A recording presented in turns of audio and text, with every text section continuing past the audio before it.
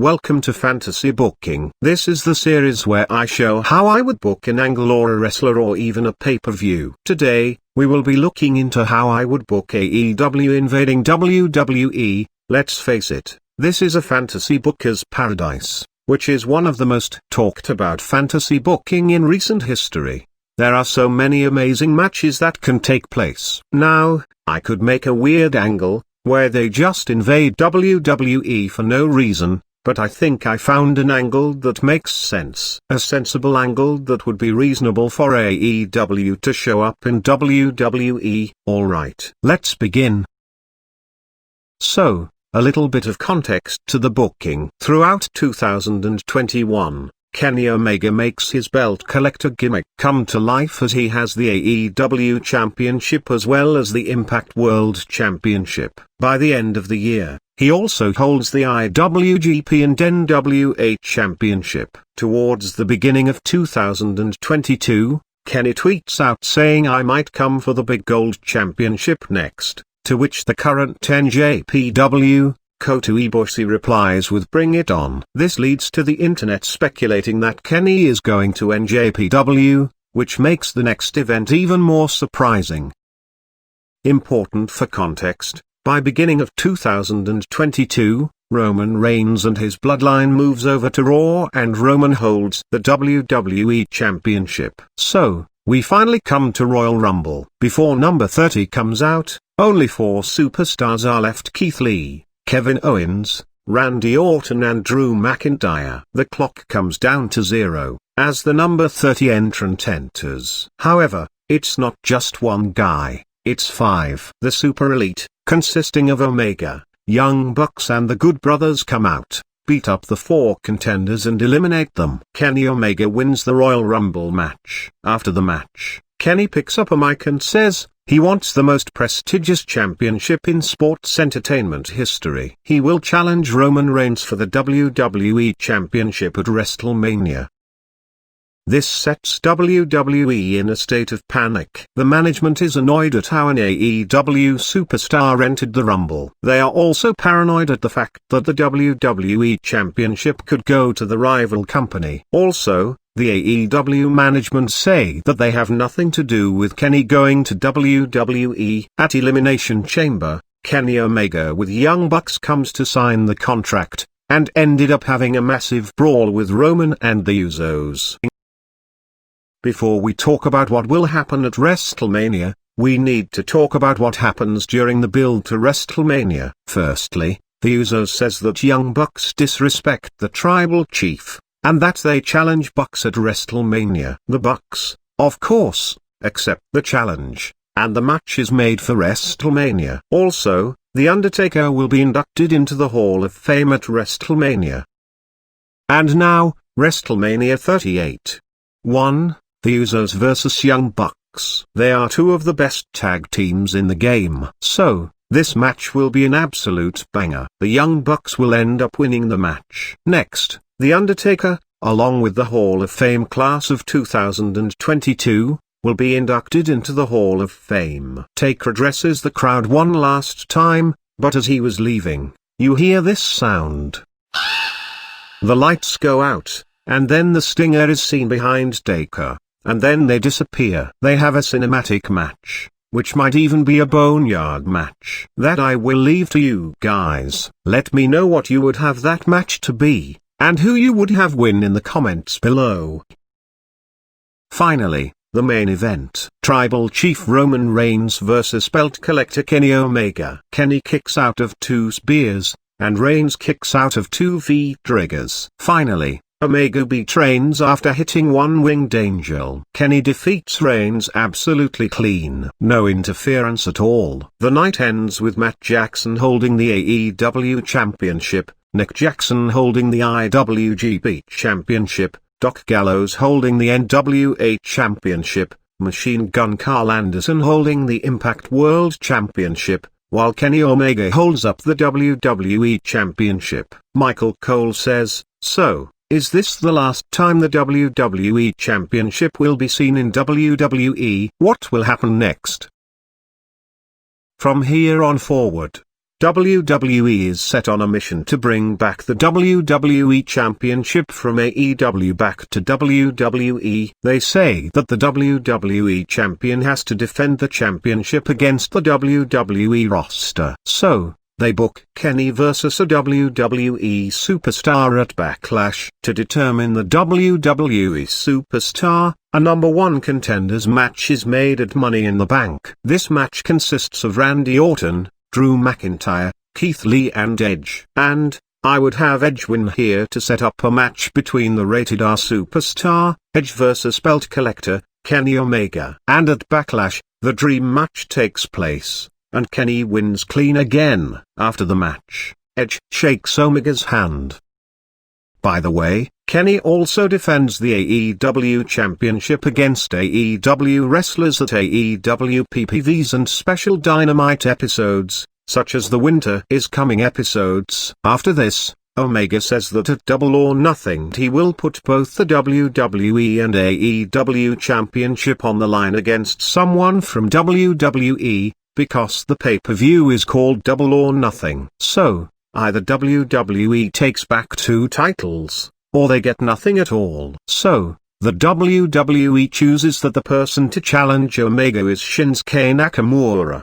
They have a great 25-minute match. They go full on New Japan on each other, but Shinsuke also goes down to the cleaner. But after this, WWE superstars, led by Triple H, enter through the audience and beat up the Super Elite. AEW superstars come out and try to save Super Elite, but the WWE superstars overpower them. The night ends with all AEW superstars laying down while all WWE superstars standing tall, with Triple H holding up the WWE Championship, screaming "This is ours."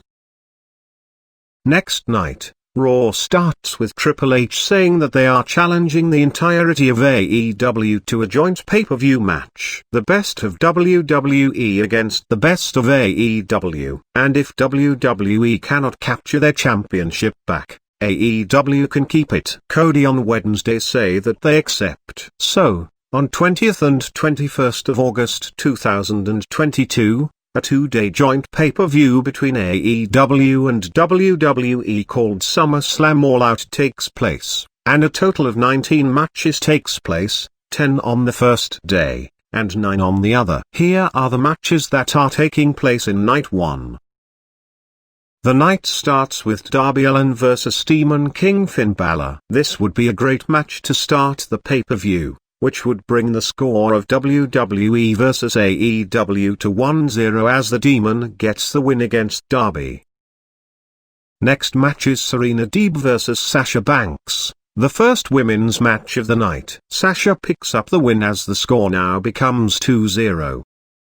FTR vs DIY is next, which would be another banger of a match, capturing their old NXT magic. FTR win the match, bringing the first point to AEW. The score is now 2-1. The second women's match includes Nyla Rose vs Bianca Belair. They are 2 of the strongest women in the industry, and they try to see who is the stronger. As it turns out, Nyla is more powerful as she defeats Bianca, to make the point 2-2. Next up, Matt Hardy vs Jeff Hardy in a cross-promotional brother vs brother match. They would have callbacks to Brother Nero and Broken Hardy, but Jeff Hardy wins the match. The score is now 3-2. The next match will be Hikaru Shida vs Asuka. No, I am not just putting the Asian women against each other, but I actually would like to see this match a lot. Shida wins the match, as the 2 women should have a match of the night contender. The score is now 3-3. MJF vs The Miz is the next match, which should be amazing. Both are absolutely some of the best heels of modern day wrestling, and amazing on the match. I think MJF should win here, making the score 3-4. The semi-main event of the night is up next, when AEW COO Cody Rhodes faces WWE COO Triple H. This is a match we need to see. Should AEW vs WWE should even happen. Cody wins, as he should, and 3-5 is the current score. The second last match of the night is Team Taz, consisting of Brian Cage, Ricky Starks and Powerhouse Hobbs versus The Hurt Business, consisting of Bobby Lashley, Shelton Benjamin and Cedric Alexander. Here's hoping that these factions do not implode before said event. Bobby pins Cage to win the match to make the score 4-5. And finally the main event, Thunder Rosa vs Becky Lynch. Now, I know Rosa isn't exactly a part of AEW, but I don't care. I want this match. And I would have Becky win this match, which I believe would be an amazing match. The final score now becomes 5-5. The night ends with Jim Ross saying, "Tune in tomorrow to see what becomes the fate of the WWE Championship." And, next up, Night 2 of SummerSlam All Out. The night starts with a massive high-flying energetic match between Rey Mysterio vs Rey Fenix. Mask vs Mask, Lucha vs Lucha. I would have Rey Fenix win here, making the total score to be 5-6. The following match will be Penelope Ford vs Charlotte Flair, which should end with Flair winning, because she just is the bigger star. The score is now 6-6. Next up is Chris Jericho vs Kevin Owens. This will be capping off the feud of the Jericho feud, and this would end with Chris Jericho winning the match. The score is now 6-7. Super Elite vs Undisputed Era is a match that would be next, which would be one of the bigger matches that will take place that night, and I am very indecisive who should win, but finally decide, Super Elite wins, making the score 6-8. The next women's match is Britt Baker vs Bayley. Their gimmicks are very similar, who overconfident heel wrestler, who cut amazing promos, who are also great wrestlers. Baker wins, making the score 6-9. Nice.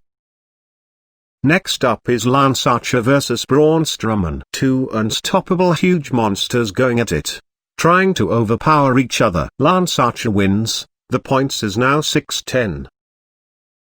From two huge monsters, we come to two huge monsters, Brock Lesnar vs Eddie Kingston. Both of them are really good wrestlers, but since Brock is one of the biggest stars in WWE today, he wins, but Eddie looks great in defeat. The score is 7-10.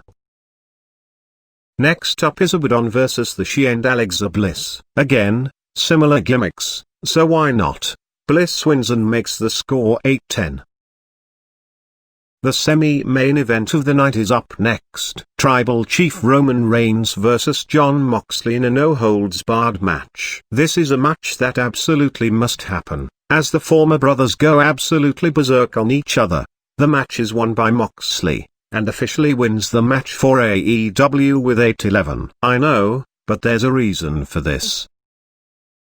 Semi-last match of the night is Big Swole vs Rhea Ripley. Simple 10-minute match that ends with Ripley winning, making the score 9-11.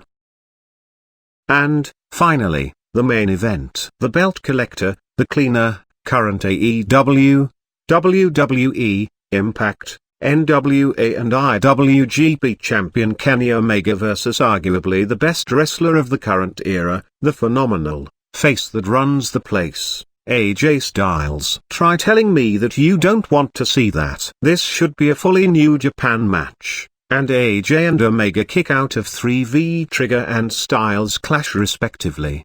The match goes on for about 30 minutes, where at the end Omega goes to hit a one-winged angel, but AJ hits the one-winged angel on Omega himself, and wins the WWE Championship, and brings the championship back to WWE.